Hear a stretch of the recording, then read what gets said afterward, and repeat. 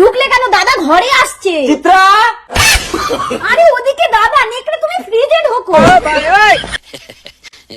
কি ব্যাপার চিত্রা, কখন থেকে ডাকছি, সারা দিচ্ছ না যে? দেখি ফ্রিজ থেকে এক বোতল ঠান্ডা জল দাও তো।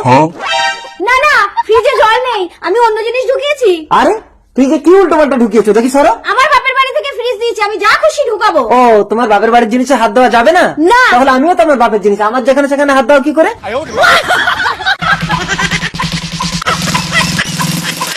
এই সরো তো, ফ্রিজে কি ঢুকিয়েছো দেখি। আগে নেকড়েকে বাঁচাও, নইলে তোমার জেল হয়ে যাবে। ও, তাহলে বাপের বাড়ির জিনিসে এইসব ঢোকাতে হয়? সরো সরো সরো। रुको जरा। দেখি হাতটা ধরে টানো তো, টানো, টানো, টানো। দাঁড়াও, হবে না, এর পেছনে লাঠি ঢুকিয়ে সোজা করতে হবে।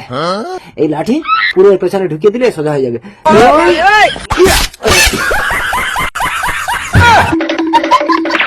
আ, আ, আ।